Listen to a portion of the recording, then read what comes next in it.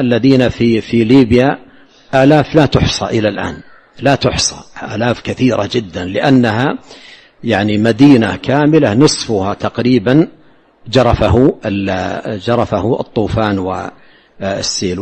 واحد من طلابنا في المدينة أسرته كاملة ذهبت كاملة، والده ووالدته وإخوانه وأخواته وجدته وأسرته كاملة يعني ذهبت. أظن واحد من إخوانه كان يعمل في خارج البلد ونجا.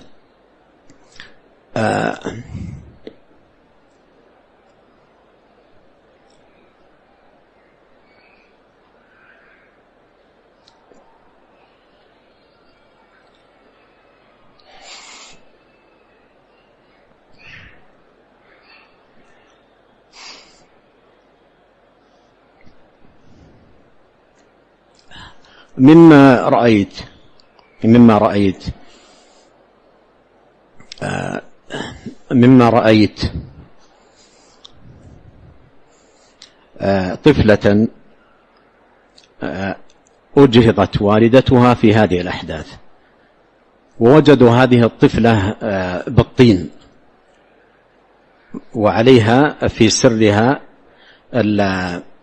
لأنها أجهضت والدتها مع الأحداث ولم يجدوا والدتها، وإنما وجدوا هذه الطفلة حية.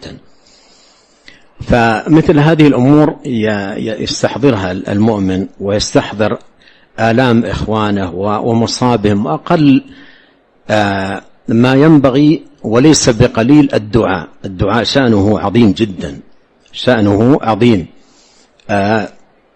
الدعاء للمصابين، للمنكوبين، للموتى، يدعو لهم ويخصهم بدعواته، مثل ما أن المرء في مصائبه يحب أن يدعى له وأن إخوانه المسلمين يدعو لهم، فليبادل إخوانه الدعاء بالدعاء، يبادلهم بالدعاء ويحرص على ذلك. فنسأل الله جل وعلا أن يجبر مصابهم وأن يغفر لموتاهم وأن يؤوي من لا مسكن له ويشفي مرضاهم وأن يجعله كفارة ورفعة وأن يعيدنا والمسلمين من الفتن والزلازل والمحن وأن يحفظنا في أنفسنا وفي أوطاننا وفي أهلنا وذرياتنا وأن يصلح لنا شأننا كله وألا يكلنا إلى أنفسنا طرفة عين.